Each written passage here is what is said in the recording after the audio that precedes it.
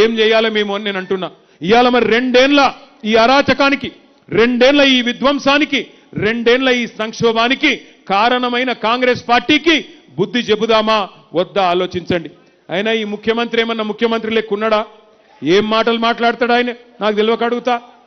మొన్న చెప్తున్నాడు మా తమ్ముళ్ళు చెప్పాలి, ఆయన మంత్రి చేసిండు అజారుద్దీన్ని.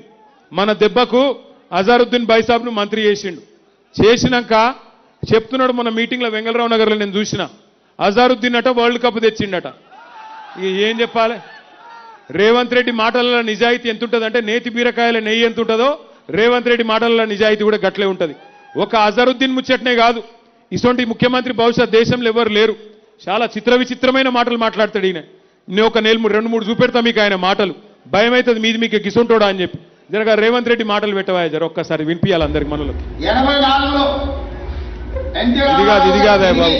ఇది కాదు ఇంకో తిరిమొరి మాటలు మాట్లాడింది పెట్టి ఇది మళ్ళా చూపెడతాం. ఇంకా తిరిమొరి మాటలు మాట్లాడింది ఇంకోటి ఉంటుంది, అది పెట్టు. అంటే ఎంత అన్యాయం అంటే, ఎంత గమ్మత్ అంటే, విప్రో ఇన్ఫోసిస్ CEO ఎవరు అని అడుగుతున్నాడు. ఒకసారి మీకు చూపెడతా, ఇప్పుడే మీరు చూడుర్రి.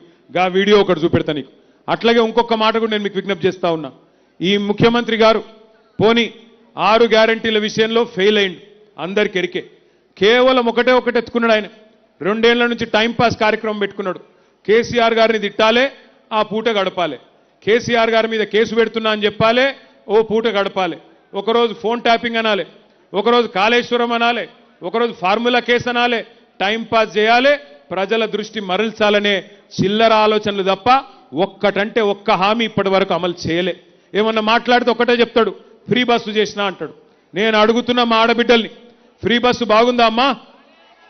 బాగుందా తల్లి? ఫ్రీ బస్సు కథ ఏంటంటే మహిళలకేమో ఫ్రీ అట, కానీ మీ ఇంట్లో ఉండే మగవాళ్ళకు డబుల్ టికెట్ అట. మీ ఇంట్లో ఉండే పిల్లలకు 25% బస్ ఛార్జీలు పెంచిరట, బస్ పాస్. ఇక అదేం ఫ్రీ పాడైంది? కుడి చేత్తో ఇచ్చుడు, ఎడమ చేత్తో మళ్ళీ గుంజుకునుడు, అది ఎట్లా ఫ్రీ అవుతుంది? అట్లాగే ఒక్క గ్యారంటీ అన్న అమలు చేసిండా? ఇవాళ మరి ఓట్లు అడిగేతందుకు రేవంత్ రెడ్డి గారు నేను అడుగుతున్నా, మేము 10 ఏళ్ళు ఏం చేసినామో చెప్పి ఓట్లు అడుగుతున్నాం.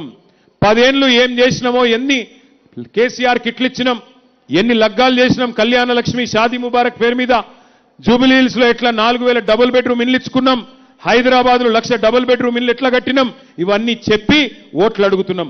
42 ఫ్లైఓవర్లు, ఐటీ పరిశ్రమ ఎట్లా పెంచినాం, తెలంగాణ ఆర్థిక ముఖ చిత్రం ఎట్లా మార్చినాం, తెలంగాణ వ్యవసాయ ముఖ చిత్రం ఎట్లా మార్చినాం, తెలంగాణలో సంపద ఎట్లా పెరిగింది, ఒక్కొక్క ప్లాట్ విలువ ఎట్లా పెరిగింది, ఒక్కొక్క జమీన్ విలువ ఎట్లా పెరిగింది, ఇవన్నీ చెప్పి ఓట్లు అడుగుతున్నది బీఆర్ఎస్.